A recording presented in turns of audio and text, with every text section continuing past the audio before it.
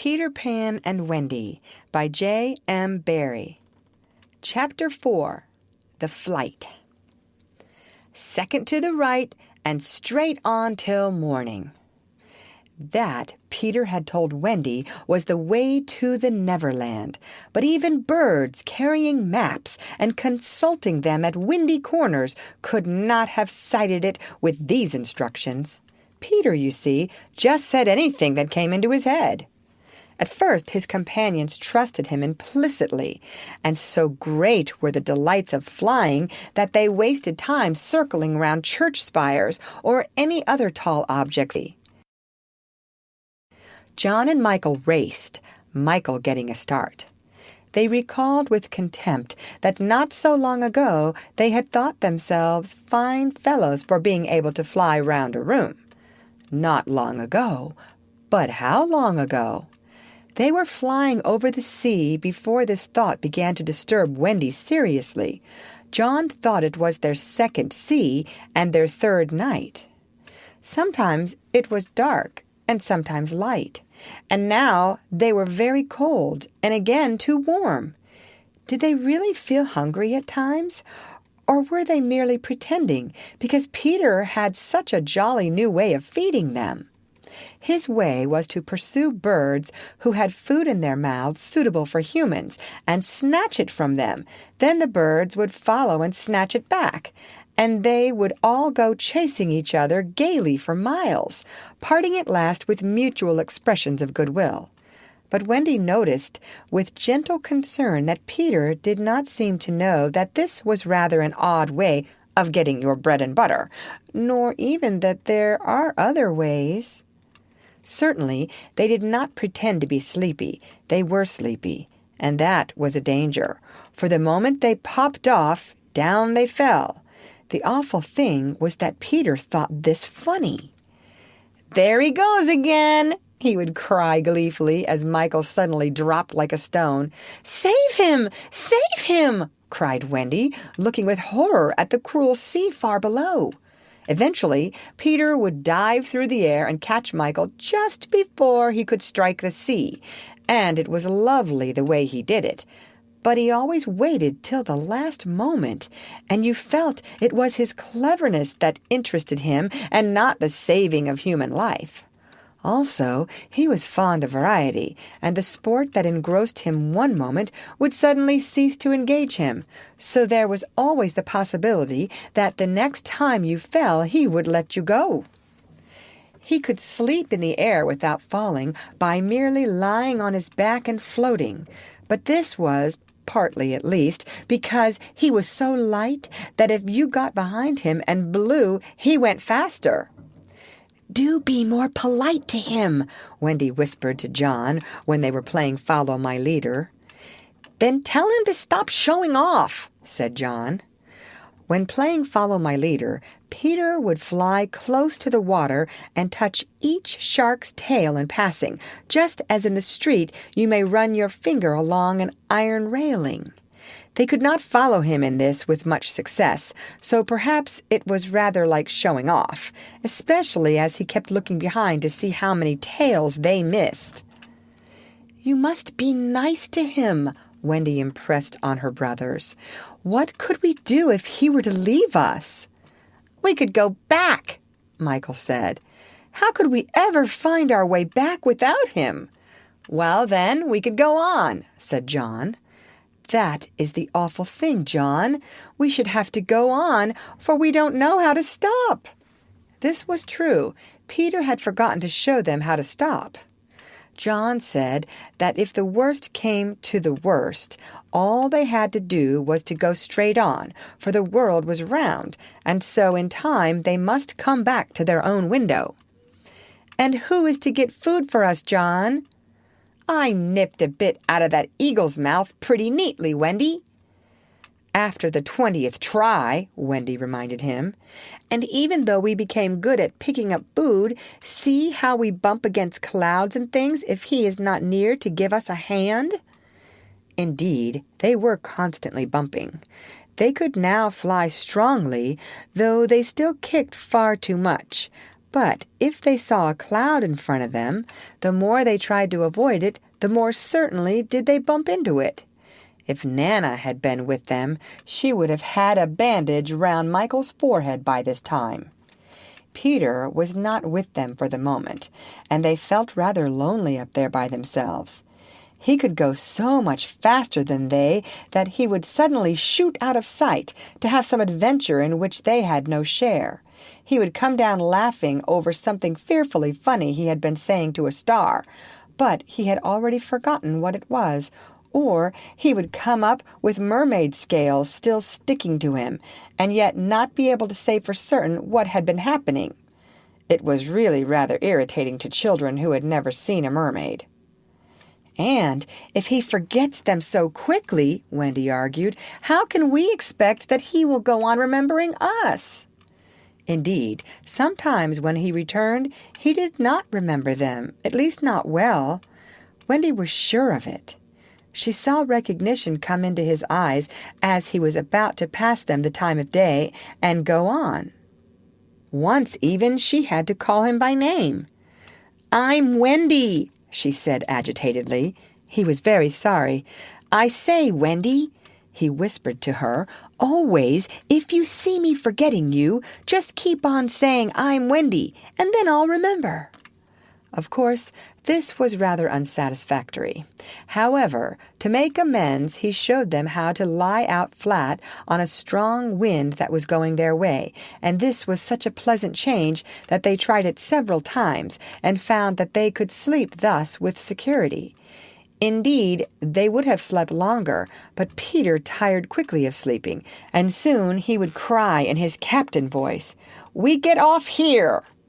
So with occasional tiffs, but on the whole rollicking, they drew near the Neverland, for after many moons they did reach it, and, what is more, they had been going pretty straight all the time, not perhaps so much owing to the guidance of Peter or Tink as because the island was looking for them.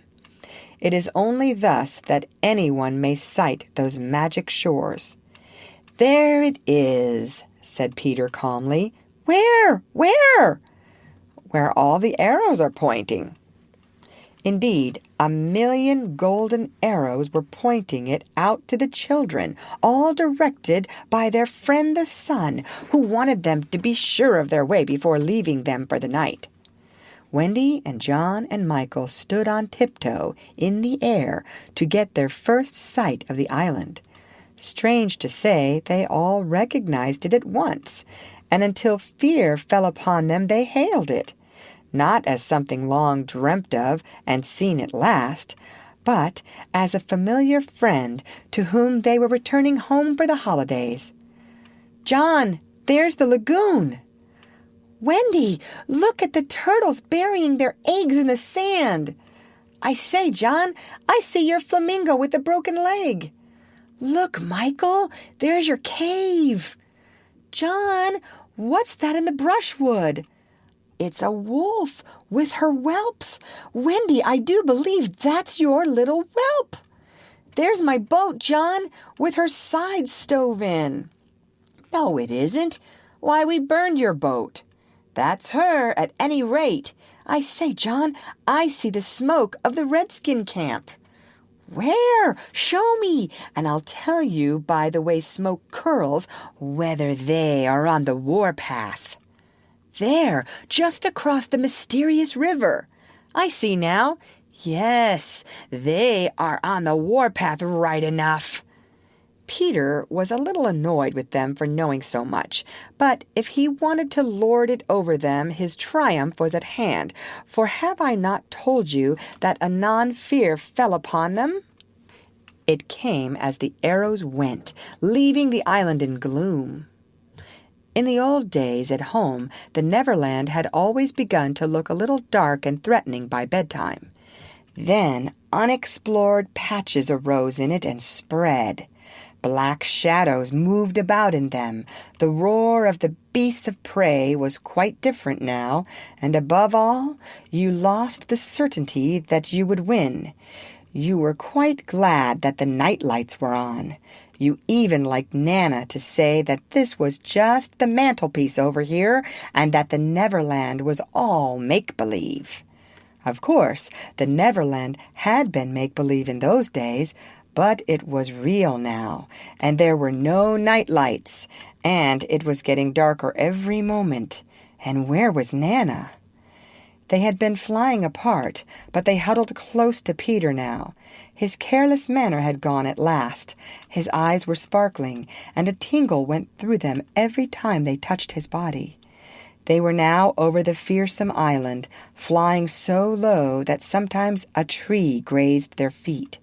Nothing horrid was visible in the air, yet their progress had become slow and labored, exactly as if they were pushing their way through hostile forces. Sometimes they hung in the air until Peter had beaten on it with his fists. "They don't want us to land," he explained. "Who are they?" Wendy whispered, shuddering, but he could not or would not say. Tinker Bell had been asleep on his shoulder, but now he wakened her and sent her on in front. Sometimes he poised himself in the air, listening intently with his hand to his ear, and again he would stare down with eyes so bright that they seemed to bore 2 holes to earth. Having done these things, he went on again. His courage was almost appalling. "Would you like an adventure now?" he said casually to John, "or would you like to have your tea first?" Wendy said, "Tea first," quickly, and Michael pressed her hand in gratitude, but the braver John hesitated. "What kind of adventure?" he asked cautiously. "There's a pirate asleep in the pampas just beneath us," Peter told him. "If you like, we'll go down and kill him." "I don't see him," John said after a long pause. "I do." "Suppose," John said a little huskily, "he were to wake up." Peter spoke indignantly. "You don't think I would kill him while he was sleeping? I would wake him first and then kill him. That's the way I always do." "I say, do you kill many?" "Tons." John said, "How ripping!" but decided to have tea first. He asked if there were many pirates on the island just now, and Peter said he had never known so many. "Who is captain now?" "Hook," answered Peter, and his face became very stern as he said that hated word. "James Hook?" "Aye." Then indeed Michael began to cry, and even John could speak in gulps only, for they knew Hook's reputation. "He was Blackbeard's bosun," John whispered huskily. "He is the worst of them all. He is the only man of whom Barbecue was afraid." "That's him," said Peter. "What is he like? Is he big?" "He is not so big as he was." "What do you mean?" "I cut off a bit of him." "You?" "Yes, me," said Peter sharply. "I wasn't meaning to be disrespectful." "Oh, all right. But I say, what bit?" "His right hand." "Then he can't fight now?" "Oh, can't he just? Left-hander?" "He has an iron hook instead of a right hand, and he claws with it." "Claws?" "I say, John," said Peter. "Yes?" "Say, 'Aye, aye, sir.'" "Aye, aye, sir." "There is one thing," Peter continued, "that every boy who serves under me has to promise, and so must you." John paled. "It is this. If we meet Hook in open fight, you must leave him to me." "I promise," John said loyally. For the moment they were feeling less eerie, because Tink was flying with them, and in her light they could distinguish each other. Unfortunately, she could not fly so slowly as they, and so she had to go round and round them in a circle, in which they moved as in a halo. Wendy quite liked it, until Peter pointed out the drawbacks. "She tells me," he said, "that the pirates sighted us before the darkness came and got Long Tom out." "The big gun?" "Yes. And of course they must see her light, and if they guess we are near it, they are sure to let fly." "Wendy! John! Michael!" "Tell her to go away at once, Peter," the three cried simultaneously, but he refused. "She thinks we have lost the way," he replied stiffly, "and she is rather frightened. You don't think I would send her away all by herself when she is frightened?" For a moment, the circle of light was broken, and something gave Peter a loving little pinch. "Then tell her," Wendy begged, "to put out her light." "She can't put it out. That is about the only thing fairies can't do. It just goes out of itself when she falls asleep, same as the stars." "Then tell her to sleep at once," John almost ordered. "She can't sleep except when she's sleepy. It is the only other thing fairies can't do." "Seems to me," growled John, "these are the only two things worth doing." Here he got a pinch, but not a loving one. "If only one of us had a pocket," Peter said, "we could carry her in it." However, they had set off in such a hurry that there was not a pocket between the four of them. He had a happy idea. John's hat! Tink agreed to travel by hat if it was carried in the hand. John carried it, though she had hoped to be carried by Peter. Presently Wendy took the hat, because John said it struck against his knee as he flew, and this, as we shall see, led to mischief, for Tinker Bell hated to be under an obligation to Wendy.